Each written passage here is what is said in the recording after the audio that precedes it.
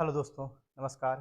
बहुत बहुत स्वागत है आपका अपने इस यूट्यूब चैनल जिसका नाम है स्टडी विथ शैलराज सर।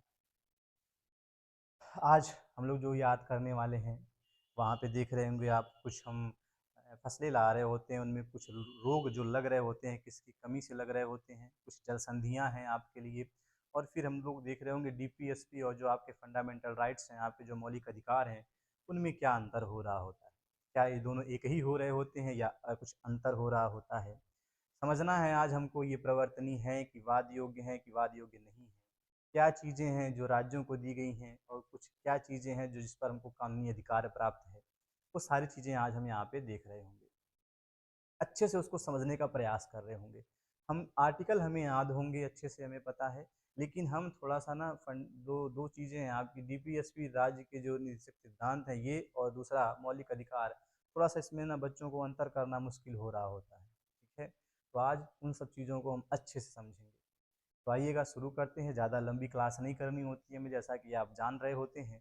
चीज़ों को देखो, याद करने का प्रयास करें। ठीक है, हम आपके लिए मेहनत करके थोड़ी क्लास थोड़ा सा उसमें इम्प्रूवमेंट करने का प्रयास कर रहे थे, ताकि चीज़ों को आपको और अच्छे से देने का प्रयास करें, समझाने का प्रयास करें। जो चीज़ हम पढ़ाएं वो दिमाग में आपके इस तरीके से आ जाए कि कहीं पर आप बैठे रहें तब पर भी वो चीज़ दिमाग में घूमती रहे। आप किसी पुल से जा रहे होंगे तो आपको पुल के सिंधुती का एहोल अभिलेख याद आ जाएगा। आपके पास व्हेल मछली और हाथी की बात हो रही होगी तो आपको खारवेल याद आ रहे होंगे, हाथी गुम्फा वाला। ठीक है, चूना मिलेगा तो आपको रुद्र दामन याद आ रहे होंगे, जूनागढ़ अभिलेख वाला। ठीक है, तो चीज़ों को इस तरीके से दे रहे होते हैं। अलका का नाम आ जाएगा तो रस आ जाएगा, बेरिंग मतलब बोर हो रही होती पीने के लिए, तो ये सब चीज़ें आपको आ जाए। बेरिंग जल संधि अलास्का और रूस को अलग कर रही थी। तो थोड़ा सा ना चीज़ों को, उसी शब्द को हम तोड़ मरोड़ के बैठाने का प्रयास करते हैं ताकि वो चीज़ें आपके दिमाग में बस जाएं। तो आइएगा शुरू कर रहे होते हैं उसी कड़ी में हम लोग आज का क्लास। तो पहले हम देख रहे होते हैं आलू में एक होता है ब्लैक हार्ट रोग। तो ये जो ब्लैक हार्ट रोग हो रहा होता है, ये किसकी कमी से हो रहा होता है? ऑक्सीजन की कमी से हो रहा होता है। जब आप आलू को देखें ना, बहुत से आलू में देखेंगे तो उसमें काले काले आपको स्पॉट दिखाई दे रहे होंगे, ब्लैक कलर के क्या हो रहे होंगे, उसमें धब्बे पड़ चुके हो रहे होंगे। तो वो किसकी कमी से, आखिर क्या कमी हुई जो उसमें ब्लैक हार्ट रोग हो गया है? तो ऑक्सीजन की कमी हो गई। ठीक है, इसके बाद दूसरा हम लोग देख रहे होते हैं, आपका है आंवला। आंवले में निक्रोसिस रोग की बात कर रहा होता है। जब आंवला आप खा रहे होंगे ना तो देखेंगे अंदर वाले भाग में जाकर देखिएगा आंवले के, तो उसमें देखेंगे ना तो आपको भूरे या काले रंग के धब्बे दिखाई दे रहे होते हैं। तो ये जो हो रहा होता है आंवले में, इस प्रकार की चीजें, वो बोरान की कमी से हो रही होती है। ठीक है, किसकी कमी से हो रही होती है? बोरान की कमी से हो रही होती है। इसके बाद एक होता है मटर में मार्स रोग। तो मटर देखेंगे तो यम से मटर है, मार्स में भी देख रहे होंगे आप मही आ रहा होता है। इसके बाद आप देखेंगे तो मैग्नीज है, मैग्नीज की कमी से हो रहा, तो ये भी म से ही है। मैगी आ गया, ये मैग आ गया, तो मैग से एक शब्द हमको याद आ रहा होगा, मैगलन जल संधि। मैगलन जल संधि किसको अलग कर रही थी ये बताइएगा। और मैगलन से एक शब्द और याद आ रहा है, मलक्का। म आ गया तो वो भी याद आ गया, मलक्का जल संधियाँ। दो जल संधियाँ आपको कमेंट बॉक्स में बतानी है, किसको अलग कर रही होती हैं या किस देश में है। बात समझ गए ना? चलिएगा, आइएगा। मटर में मार्स रोग होता है मैग्नीज की कमी से। हो गया होगा। आलू वाला हम लोग देख लिए जी, हम लोग आंवले का देख लिए, हम लोग मटर का देख लिए। एक है आपका जो फूल गोभी में ब्राउनिंग रोग हो रहा होता है। फूल गोभी को देखेंगे ना तो कभी उस पर देखेंगे तो भूरे भूरे कलर का पूरा दिखाई दे रहा होगा जगह जगह पे। ये किसकी कमी से हो जा रहा होता है? ठीक है, भूरा जो जब भी आप मतलब गोभी तो खाए होंगे, ऐसा थोड़ी ना होगा गोभी नहीं खाए होंगे। बात समझ रहे हो ना? कभी कभी देखे होंगे किचन में गए होंगे तो रखा होगा, या दुकानदार के पास खरीद रहे होंगे तब भी देख लिए होंगे, हाँ यार तो भूरा भूरा दिखाई दे रहा है, तो उसको आप नहीं ले रहे होंगे। ठीक है, तो जो फूल गोभी हो रहा था उसमें भूरा रंग जो दिखाई दिया, उस कारण हमने उसको खरीदा नहीं भाई साहब। किसकी कमी से हो रहा था? तो बोरान की कमी से है। बोरान, ब्राउन बोरान है ना, तो ब्राउनिंग रोग बोरान की कमी से हो रहा होता है। बात समझ में आई जी ना? सारी चीज़ें समझना जो हम लोग पढ़ रहे हैं। हमने आलू को देखा, हमने मटर में मार्स रोग देखा, हमने गोभी में ब्राउनिंग रोग को देखा, ठीक, हमने आंवले में निक्रोसिस रोग को देखा। तो जो निक्रोसिस रोग था वो भी बोरान की कमी से हो रहा था। फूल गोभी में जो ब्राउनिंग रोग था वो भी बोरान की कमी से हो रहा था। लेकिन आपको यम और यम याद हो रहा होंगे कि मटर, मार्स और मैग्नीज। ठीक, और आलू का जो ब्लैक हर्ट रोग हुआ था, आलू का जो ब्लैक हर्ट रोग हुआ था वो ऑक्सीजन की कमी से हुआ था। याद हो गया होगा, उम्मीद है आपको। चलिएगा आगे चलते हैं। जल संधियाँ देखते हैं तो डार्डेनीज की जो संधि है वो कहाँ पे है, तो टर्की में है। टर्की, आप इसको तुर्की कहिएगा, ठीक है, तुर्की टर्की वही देश है ना, तुर्की।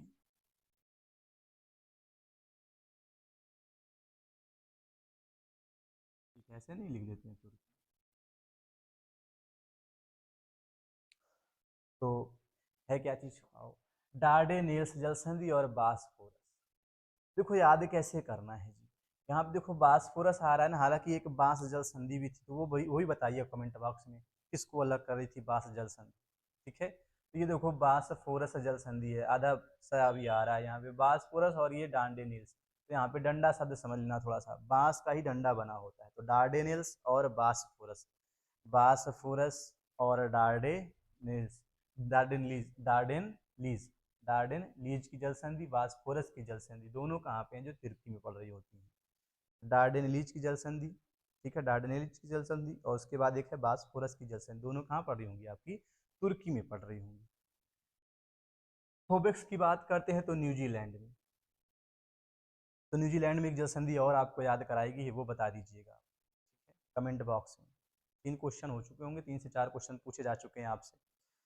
न्यूजीलैंड में फोबेक्स जल संधि है, कौन सी जल संधि है जी, फोबेक्स जल संधि है, फोबेक्स, ठीक है, ठीक, फोबेक्स जल संधि। तो बेक्स है बक्सा, बेक्स से बक्सा, या है ना, बिक्स की गोलियां लो, है ना, तो यह भी जो है न्यूजीलैंड में है, फोबेक्स, ठीक है। इसी तरीके से इसको आप थोड़ा सा आपको दिमाग में रखना पड़ेगा, ये वही है जिसको कह दीजिएगा नहीं याद करेंगे, है ना, तो याद हो जाना है। फॉबेक्स जल संधि, फॉबेक्स जल संधि क्या है जी, तो न्यूजीलैंड में। देखो अजीब लग रहा होगा, कह रहे होंगे याद करा रहे होते हैं, उसके बाद कहते हैं इसे कह दो नहीं याद करेंगे, याद हो जाना है, ठीक है। हाँ, यकीन तो करो भाई, याद हो गया होगा, ठीक है। फॉबेक्स जल संधि कहाँ है, न्यूजीलैंड। कहो दिमाग से, अभी बोलो, शांत नहीं रहना, दिमाग से को नहीं याद करेंगे, खुद से बोलो, जहाँ बैठे हो ना, जिस सीट पर बैठे हो उसी सीट से बोलो अपने, कि नहीं याद करना है, फोबिक्स जल संधि न्यूजीलैंड में है। देखो सबसे पहले आप वही याद करोगे, आप मटर का मार्स रोग भूल जाओगे, आलू का ब्लैक हार्ट रोग भूल जाओगे, लेकिन आपको फोबिक्स से याद रहेगा कि फोबिक्स जल संधि कहाँ पे है, न्यूजीलैंड में। याद हो गया ना, याद होगा काहे नहीं जी। आओ, कारी माता, तो कारी माता है, काली वाली माता है, कहाँ पे है, जो इंडोनेशिया में है। इसके पहले भी इंडोनेशिया की कुछ जल संधियाँ आपको याद कराएं, तो वो बतानी है आपको, ठीक है। नाम नहीं लेंगे, आपको बताना, अगर आप याद किए तो बताना। इंडोनेशिया में इसके पहले भी जल संधियाँ आई हैं, आपको बतानी रहेगी कौन कौन सी जल संधियाँ आई हैं। आओ यो, कारी माता, काली माता, काली माता, काली वाली माता कहाँ है, तो ये है। एक काली मत्तान भी आया था, अगर आपको याद होगा, वो भी याद कराए थे, वहाँ पे एक पर्वत बताए थे काली मत्तान में, वो बताइएगा कौन सा है, ठीक है। और न्यूजीलैंड हो गया। मकासार की जल संधि, ठीक है, तो मक्कार, मकासार, है ना, जो सार है, साले साहब को जानते होंगे ना, मक्कासार, तो जो सार है वो क्या है, मक्कार आदमी है, मक्कासार, मक्कासार, जो सार है वो कैसा है, मक्कार आदमी है बहुत, है ना, मक्कासार, मक्कासार कहाँ की जल संधि होगी, तो इंडोनेशिया की होगी, ठीक है। ये एशिया का भाई ही होगा, सार जो होगा आपका, है ना, सिया, मक्कासार। यहाँ पे भी याद कर सकते हैं, तो काली माता है, तो काली माता किसकी है जी, सिया की है, पूरा यहाँ पे उनका पूरा परिवार ला दो एक तरीके से, सिया की माता जी काली थी, तो काली माता हो गया इंडोनेशिया में। साले साहब कैसे थे, तो मक्कार आदमी है, मक्कासार हो जाएगा, मक्कासार जल संधि कहाँ है जी, इंडोनेशिया में। बात समझ में आई। फोबिक्स वही है जिसको कहते नहीं याद करना है, ठीक। सुगारू जल संधि, है ना, तो सुगारू, गारू में देख रहे होंगे गारी आ रहा होगा, ये गाली है, गारी है, जैसे भी आप बना सकते हैं।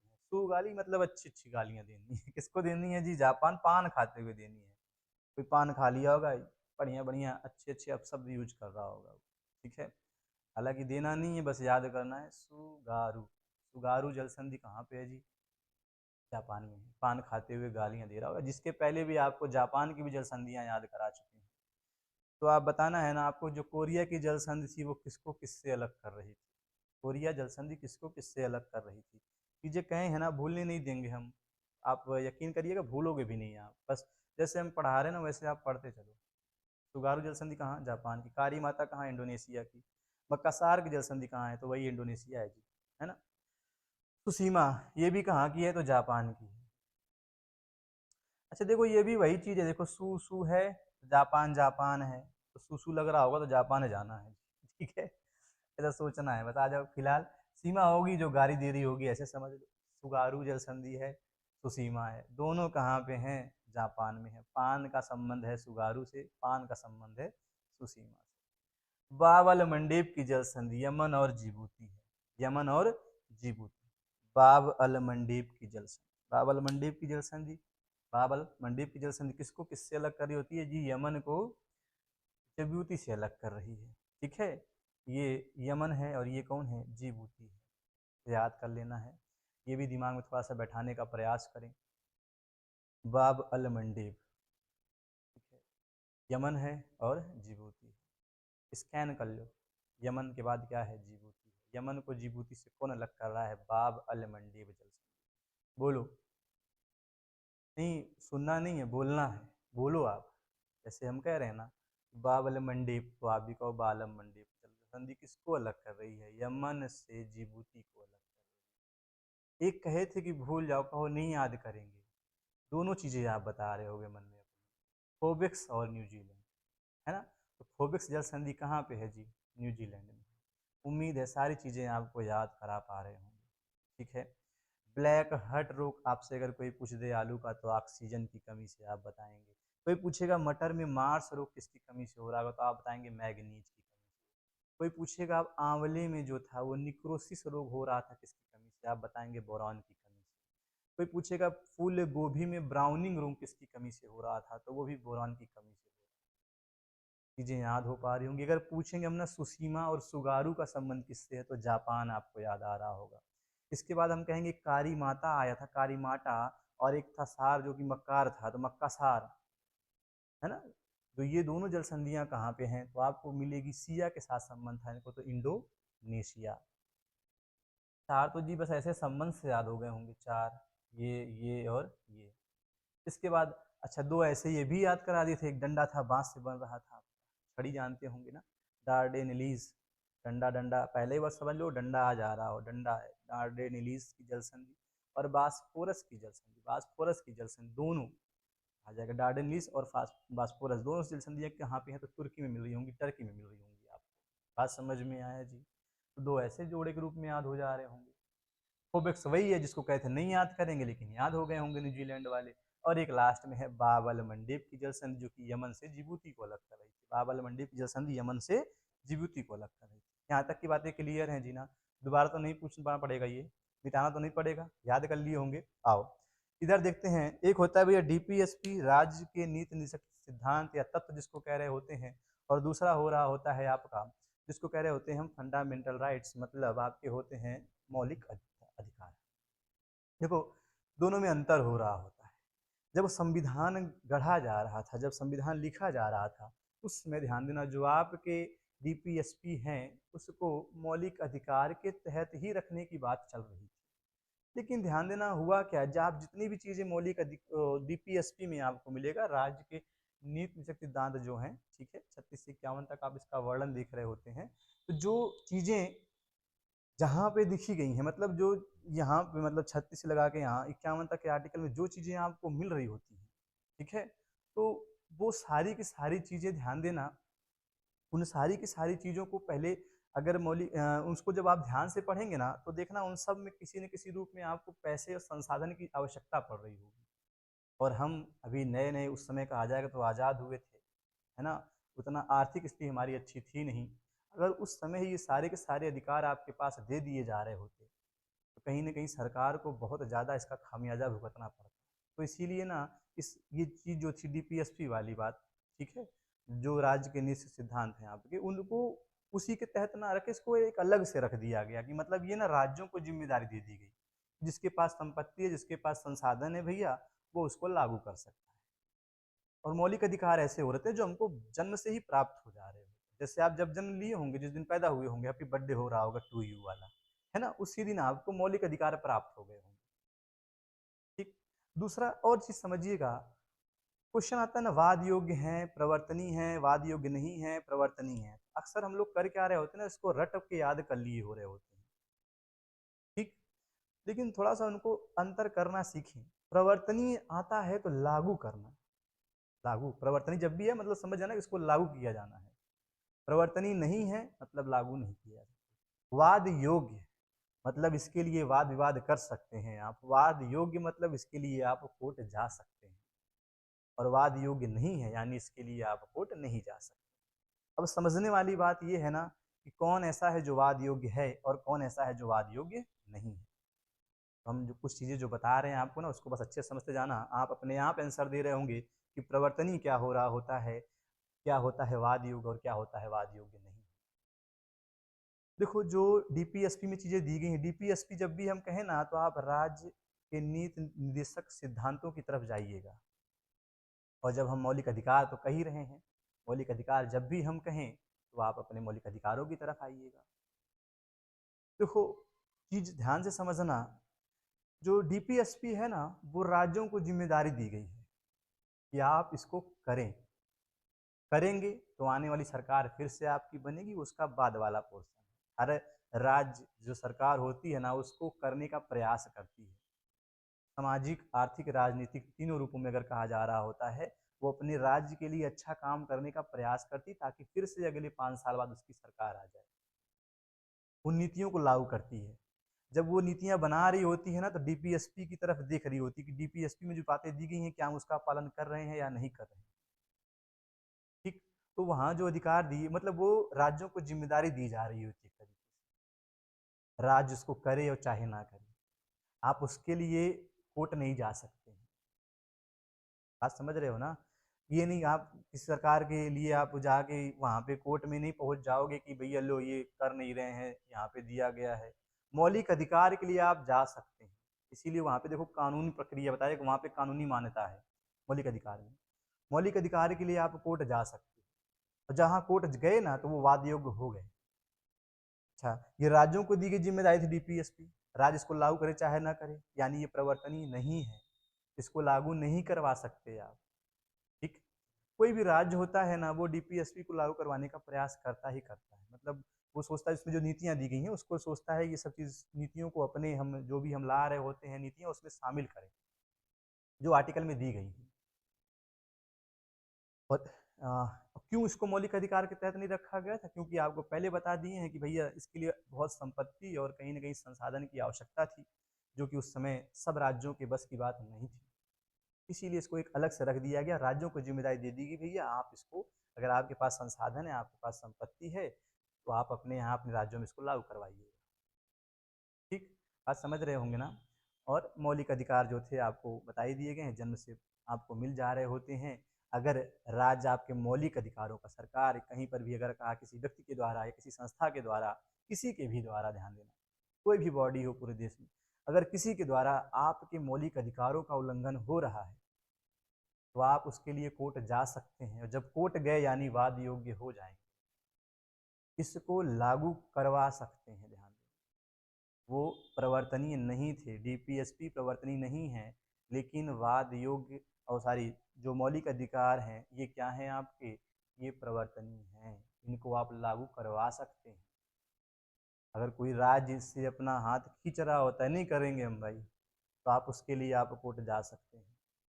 बात समझ गए ना, मौलिक अधिकार डीपीएस दोनों में अंतर, छोटा सा जो अंतर था हो सकता हो आपको हम समझाने में सफल हो पाए होंगे, उम्मीद कर रहे हैं चीज़ें अच्छे से आप समझ पाए होंगे, दोनों में एक बेसिक तरीका, बेसिक सा जो अंतर है वो होता क्या है आखिर, समझ गए अच्छे से ना।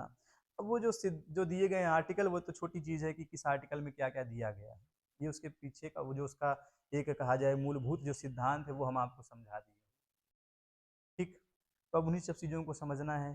ठीक, आइएगा देखते हैं कौन से आर्टिकल में क्या क्या दिया गया है, बहुत सारी कुछ विशेष बातें जो दी गई हैं वो क्या है, आर्टिकल तो अभी नहीं लिखे हैं यहाँ पे, ठीक है, वो तो कभी किसी क्लास में अपना पूरा हमको आर्टिकल आपको याद कराने हैं। आइएगा क्या है भाई, देखिएगा कि कहाँ से लिया गया है, तो आयरलैंड के संविधान से लिया गया है, जो नीति निर्देशक सिद्धांत है वो कहाँ से लिए गए हैं आपके, आयरलैंड से लिए गए हैं। अच्छा, मौलिक अधिकार जो हैं वो कहाँ से लिए गए हैं, तो अमेरिका से लिए गए हैं। याद करना आसान रहेगा, देखो अमेरिका होता है ना, और मौलिक अधिकार जो है आपके भाग 3 में है, 3 ऐसे लिखोगे, हम कहेंगे इसको अमेरिका भी लिख दो, देखो अमेरिका भी हम लिख देंगे, तो 3 की करामात है सब। भाग 3 कहाँ से लिया गया है, तो अमेरिका से लिया गया है। बात समझ गए ना? कौन? मौलिक अधिकार। आ जाओ। और अधिकार में भी देखेंगे, मौलिक अधिकार में भी देखेंगे तो आ रहा होगा। मौलिक अधिकार में भी आ रहा है, और अधिकार अमेरिका में भी आ रहा है, और भाग 3 जब लिखोगे तब भी आपको 3 लिखना पड़ेगा। चीज़ें उम्मीद है आपको याद हो गई होंगी। ये बेसिक सी चीज़ें हैं, इनको याद करना चाहिए आप। आओ, आयरलैंड के संविधान से लिया गया है। संविधान के भाग 4 में है तो मौलिक अधिकार 3 में है। इसे लागू करवाने के लिए न्यायालय नहीं जा सकते हैं आप। ठीक है, सरकार आपको स्कॉलरशिप नहीं दे रही होगी, आप विकलांग हैं, आपको सहायता सामग्री नहीं दे रही होती, आपकी पेंशन नहीं लग पा रही होती है, महिलाओं के लिए अगर कुछ छूट नहीं दे रही होती है तो वो उसके लिए नहीं आप जा सकते हैं कोर्ट, है ना? तो तमाम चीज़ें जो यहाँ पे दी जा रही होती हैं, ठीक है, उसके लिए आप कोर्ट नहीं जा सकते हो कि नौकरी काहे नहीं दे रहे हो हमें। आप ठीक है, सरकार को धरना दे के जागरूक कर सकते हैं, उनके कानों में अपनी आवाज़ पहुँचा सकते हैं। लेकिन कोर्ट में इस बात की अपील नहीं करते। हाँ, परीक्षा में जो अगर धाँधली हुई है, अगर कमियाँ हुई हैं तो वो अपराध है। उस अपराध के लिए आप कोर्ट जा सकते हैं। लेकिन ये नहीं हो सकता किसी वैकेंसी के लिए आप नहीं जा पा रहे हो कि ये वैकेंसी हमको दो। इसके लिए आप बस सरकार के पास धरना दे सकते हो। बात समझ रहे हैं ना? चलिएगा। तो इसके लागू करवाने के लिए आप न्यायालय नहीं जा सकते, नहीं जाया जा सकता। ठीक है? यानी जब न्यायालय नहीं जा सकते हैं, इसका मतलब है ये वाद योग्य नहीं है। वाद योग्य नहीं होंगे। वाद योग्य मतलब जहाँ हम जा सकें, वाद विवाद कर सके तो न्यायालय में जाएंगे। वाद योग्य नहीं है कौन? डीपीएसपी। ठीक। प्रवर्तनीय है कि नहीं है, इसको लागू करवा सकते हैं, नहीं लागू करवा सकते हैं, यानी प्रवर्तनीय नहीं है। यह समाज की भलाई के लिए है। ठीक है, जायज़ सी बात है भाई, राज्य जो भी अगर कोई नीतियाँ बना रहा होगा, वो अगर डीपीएसपी के सिद्धांतों को अच्छे से जानता रहेगा तो अगर उसको अपनाएगा तो राज्य की भलाई होना तय है। ये राज्य की भलाई के लिए है। इसके पीछे राजनीतिक मान्यता हो रही होती तो राजनीतिक मान्यता यही हो रही होती है, सरकार इसके लिए पूरी तरीके से जिम्मेदार हो रही होती है, उसको करे ना करे उसकी पूरी फसल जहाँ पे उसको समझ लीजिएगा तरीके से अधिकार प्राप्त है ये, है ना, करने या ना करने के लिए। लेकिन जो मौलिक अधिकार है वो क्या है भैया? कानूनी है। उसके लिए अगर नहीं करोगे तो हम कोर्ट पहुंच जाएंगे। इसके लिए आप नहीं जा सकते। ये सरकार के अधिकारों को बढ़ा रहा होता है। वही बताए हैं ना, अधिकार है भाई, हम करें या ना करें, यानी हमारे अधिकार बढ़ा दिए गए हैं। ठीक है, और यह राज्य सरकार के द्वारा लागू करने के बाद ही नागरिक को प्राप्त हो रहे होते हैं। जब राज्य सरकार आपको देगी भैया, पेंशन देगी, वृद्धा पेंशन हो चाहे किसी प्रकार की पेंशन हो, और अगर आप विकलांग हैं तो आपको सहायता सामग्री भी मिल जा रही होती है ना, नौकरी रोजगार की भी जो बात हो रही होती है, तो तमाम चीजें हैं वो जब सरकार देगी तबे आप ले सकते हैं। मौलिक अधिकार की बात करते हैं तो यूएसए के संविधान से लिया गया है, भाग 3 में वर्णन है, बहुत बार इसको आप पढ़े होंगे। लागू करवाने के लिए न्यायालय जा सकते हैं, यानी वाद योग्य है, प्रवर्तनीय है, इसको लागू करवा सकते हैं। यह व्यक्ति के अधिकार के लिए है।